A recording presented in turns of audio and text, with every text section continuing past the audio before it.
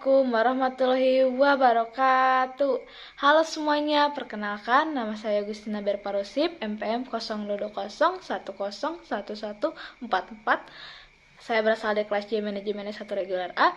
Adanya saya di sini yaitu mempresentasikan hasil analisis bisnis usaha yaitu toko sembako Nainggolan. Baik, semuanya, di sini saya akan mempresentasikan dan menjelaskan kepada kalian yang pertama-tama tentang gambaran singkat usaha.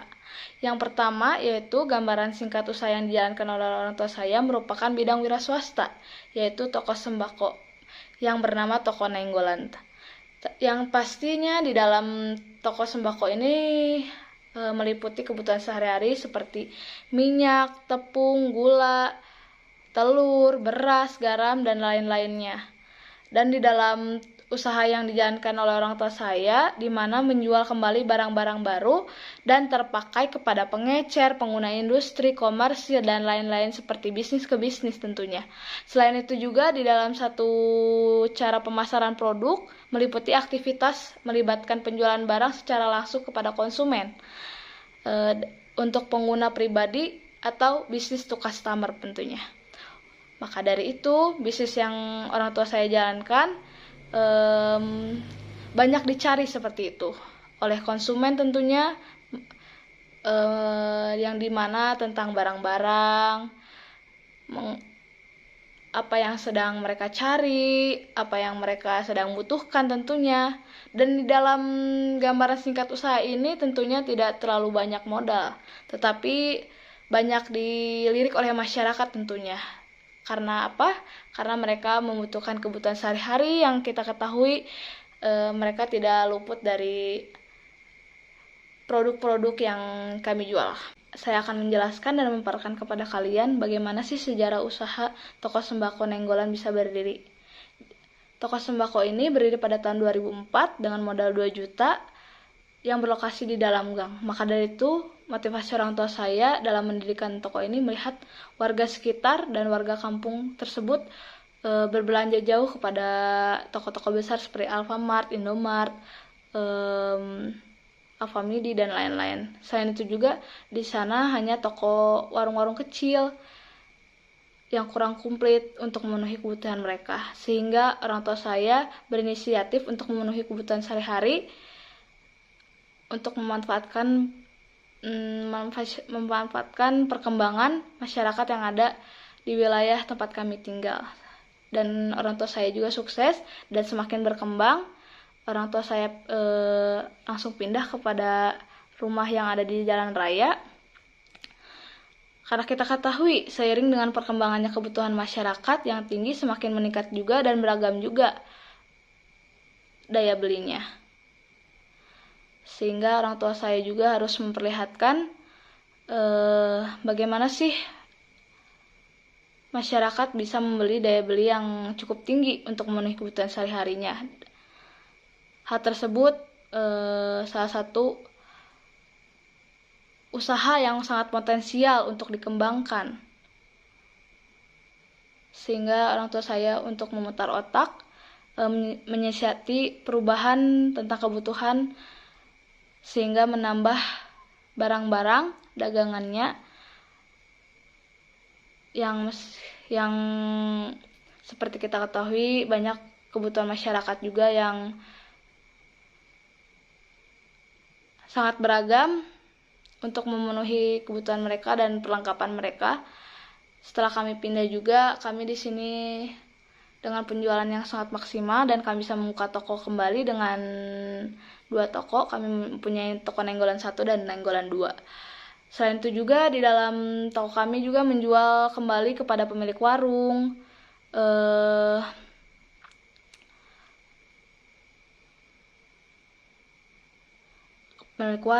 dan menjualnya kepada masyarakat sekitar juga. Jadi nggak usah jauh-jauh gitu ke dalam toko besar seperti minimarket, Alfamart. Di sini juga di toko kami juga banyak kok barang-barang yang memang memberikan keperluan masyarakat dengan kebutuhan mereka juga jika mereka memesannya. Selanjutnya, saya akan memberikan gambaran bagaimana tentang konsumen, pesaing, distributor, supplier yang ada di toko kami. Baik, yang pertama, konsumen yang berada di dalam usaha orang tua saya jalankan tidak mengenal usia, baik mulai dari anak-anak, dewasa. Mulai dari anak-anak dulu, sepertinya kita memiliki lokasi yang strategis. Dewasa, mulai dari pegawai pabrik, pria maupun wanita. Selain itu juga orang tua seperti ibu rumah tangga yang membutuhkan sembako untuk memenuhi kebutuhan sehari-harinya seperti gula, minyak, beras, seperti itu. Yang kedua, pesaing. Dari segi pesaing kita ketahui saat ini banyak bisnis retail yang digemari oleh masyarakat, apalagi pelaku bisnis. Bahkan adanya waralaba menjual barang yang sama tetapi dengan harga yang variasi. Selain itu juga pesaing kami seperti warung besar dan warung kecil. Selain itu juga selanjutnya pesaing kami seperti minimarket, Indomaret, Alfamart, mereka juga kan termasuk usaha perorangan yang menjadi pesaing dalam bisnis ini. Baik, yang ketiga seperti yang kita ketahui supplier. Untuk usaha ini kami membutuhkan supplier dari barang grosir, sales, agen penjual barang yang terjangkau, karena kita ketahui dengan harga yang terjangkau kami juga akan menjualnya dengan harga yang cukup murah. Baik, untuk distributor kami masih memerlukan distributor luar, dan yang sangat penting kita ketahui untuk distributor membutuhkan satu terobosan yang terbaik dan terpercaya, karena kita ketahui untuk menjual barang-barang yang sangat bagus itu sangat perlu dan berkualitas untuk dijual kembali kepada masyarakat. Kami memiliki visi dan misi usaha yang sangat baik, yang dimana visi kami menjadikan toko yang terbaik dalam memberikan pelayanan kepada konsumen serta memberikan pelayanan kepuasan yang lebih bagi pelanggannya. Yang kedua, menjadikan kebutuhan semua orang terpenuhi, membuat waktu semua orang menjadi lebih efisien, dan kebutuhan pokok semua orang terpenuhi. Selain itu juga menjadikan toko sembako ini tidak kalah hebatnya dengan toko lainnya. Baik, yang selanjutnya visi kami yang pertama dapat diterima dengan baik sehingga mendapatkan kepuasan dari masyarakat dan selalu prioritaskan kebutuhan pokok karena kalianlah prioritas kami. Yang kedua, memperoleh keuntungan. Yang ketiga, tidak melakukan kecurangan-kecurangan yang dapat merugikan konsumen. Bagaimana sih strategi yang akan dijalankan ke depannya atau strategi jalankan toko sembako Nainggolan? Pelayanan yang maksimal adalah strategi kami, yang mana usaha ini menarik pelanggan dengan menawarkan barang-barang yang beretiket baik, menjalin hubungan yang harmonis kepada pihak internal maupun eksternal. Karena kita ketahui banyak beranggapan toko sembako lebih baik dibanding toko supermarket dan minimarket waralaba lainnya. Karena mereka hanya memberikan sapaan sebatas gitu. Karena itu kan tugas mereka untuk melayani. Maka dari itu, dengan pelayanan baik kepada konsumen, mereka dapat menilai langsung keunggulan kinerja usaha yang dilakukan oleh bisnis orang tua saya. Lalu strategi yang selanjutnya yang akan dijalankan, meningkatkan pemasaran dengan memperbanyak produk yang akan dipasarkan dengan melihat peluang yang dibutuhkan oleh masyarakat sekitar. Selanjutnya, yang terakhir, strateginya memberikan harga yang terjangkau dan kompetitif, di mana memberikan harga yang tidak terlalu mahal atau dengan harga yang terlalu tinggi. Karena di sini strategi kita tidak hanya perlu memastikan bahwa kita mengalami kerugian, tetapi kita memberikan keuntungan juga.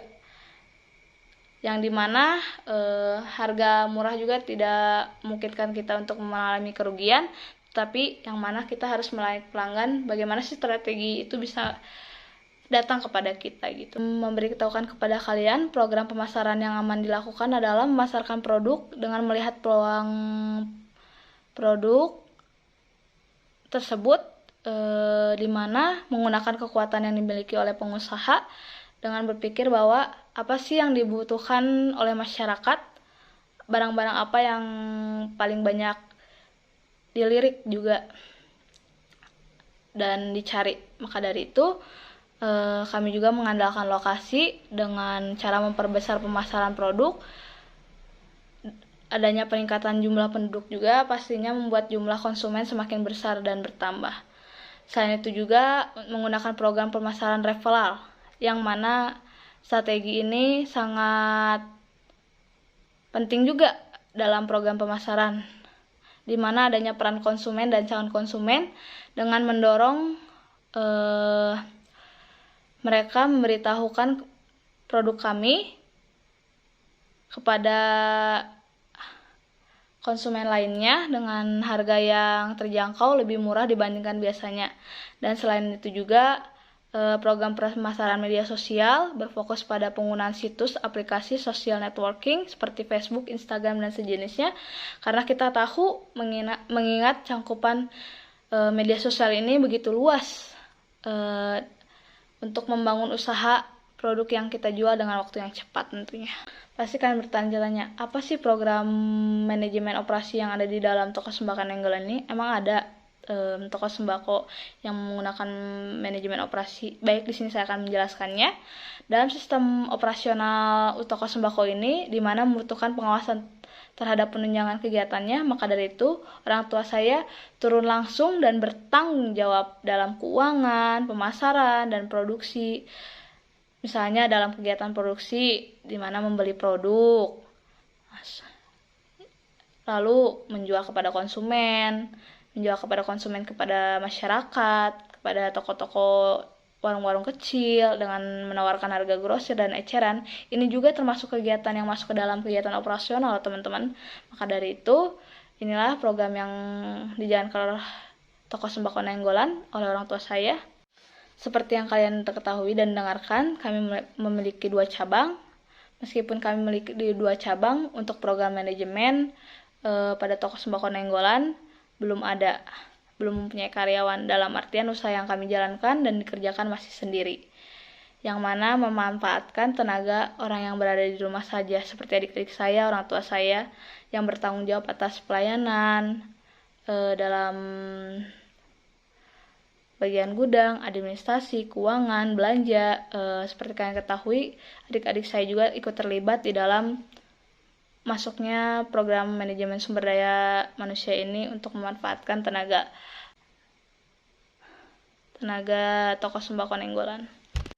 Baik, saya akan memaparkan kepada kalian program keuangan yang dimana modal awal yang digunakan dalam bisnis orang tua saya diperoleh dari modal sendiri atau dana pribadi mereka. Modal awal mereka digunakan untuk membeli produk-produk yang akan dipasarkan kembali kepada konsumen. Selain itu juga modal tersebut dapat digunakan untuk membeli bahan baku yang diperlukan oleh toko sembako saya. Setelah produk dijual kepada konsumen tersebut, jelas sehingga mendapatkan laba bersih. Dalam hal ini perhitungan yang sebenarnya tergantung pada barang yang dibeli dan keuntungan yang harian yang akan dihasilkan, yang mana semakin banyak barang yang terjual tentu semakin besar keuntungan yang bisa didapatkan, sehingga hal tersebut dapat mengembalikan modal awal keluarga saja yang dimana mereka keluarkan. Maka dari itu untuk program keuangan toko sembako kami ada juga pencatatan arus kas, di mana mengetahui faktor loss atau kerugian yang terjadi di dalam toko ini. Selain itu juga pencatatan keuangan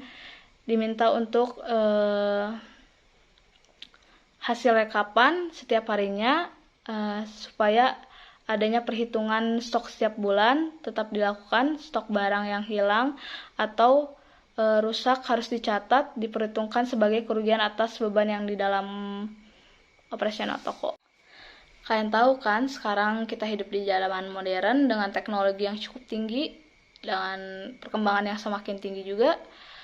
Maka dari itu, dalam toko Nainggolan ini memanfaatkan digitalisasi sangat bervariasi, mulai dari strategi pemasaran menggunakan bantuan media sosial, jejaring media lainnya seperti Facebook, WhatsApp, Mitra Bukalapak, Shopee. Seperti kalian lihat juga di sini juga adalah contoh pemanfaatan digitalisasi toko kami. Ini adalah satu pemanfaatan digitalisasi yang sukses untuk toko kami untuk menambah juga penghasilan juga. Asalnya mengapa menggunakan bantuan media sosial juga dalam pemanfaatan digitalisasi? Karena jejaring-jejaring ini mudah dijangkau oleh masyarakat luas untuk mendukung kalangan masyarakat saat ini. Dengan begitu diharapkan menjangkau pasar lebih luas, dimulai dari pengambilan gambar, tentunya video. Itu juga supaya menarik pelanggan dalam memberikan statement kalian mengirim gambar kepada media sosial. Itu juga salah satu mendukung toko kami agar menambah banner nama warung dengan calon pembeli untuk mengetahui keberadaan warung sembako dengan mudah tentunya, untuk memanfaatkan digitalisasi ini. Meski sekarang usaha kami sukses, tetapi banyak resiko yang dihadapkan. Maka dari itu, manajemen resiko yang diterapkan saat menjalankan usaha toko sembako ini dengan harga suatu barang yang naik, dan kita sebagai penjual harus bisa menyesuaikan harga barang yang dijual supaya harga yang tidak begitu melonjak, seperti contohnya minyak. Resiko lainnya adalah terkadang pengusaha sembako mengambil produk dalam jumlah yang banyak, namun sayangnya hal tersebut menjadikan barang menumpuk di gudang karena tidak laku tentunya. Maka dari itu, untuk memicu terjadinya barang kadaluarsa dan menimbulkan kerugian yang cukup besar, barang kadaluarsa ini juga akan membuat konsumen enggan untuk membeli di kemudian hari tentunya. Untuk mengetahui barang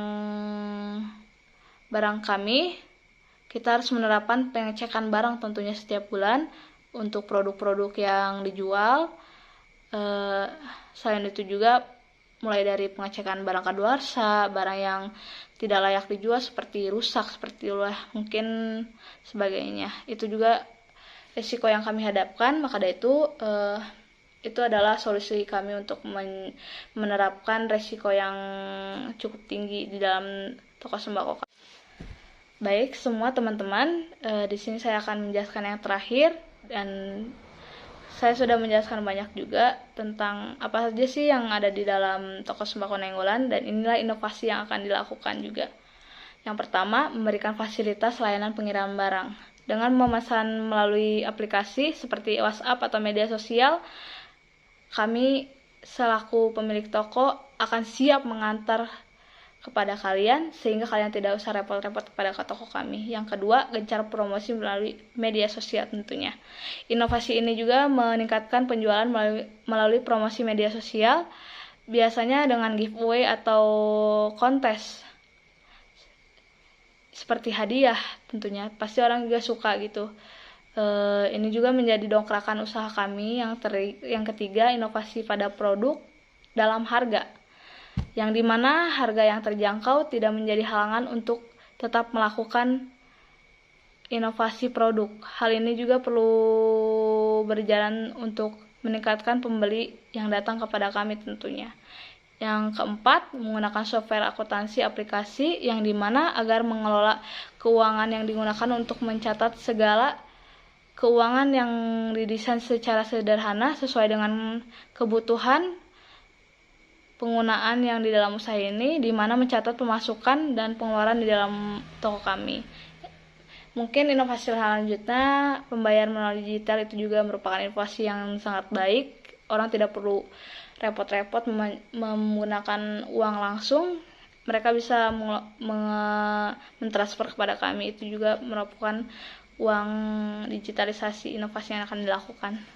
Sekian dari saya, dan terima kasih. Maaf bila ada kesalahan melalui kata-kata dan perbuatan, karena saya di sini masih belajar dalam mempresentasikan. Selebihnya saya serahkan kepada kalian. Terima kasih semuanya sudah mendengarkan. Semoga ilmunya bermanfaat dan bisa diterapkan juga. Sampai jumpa.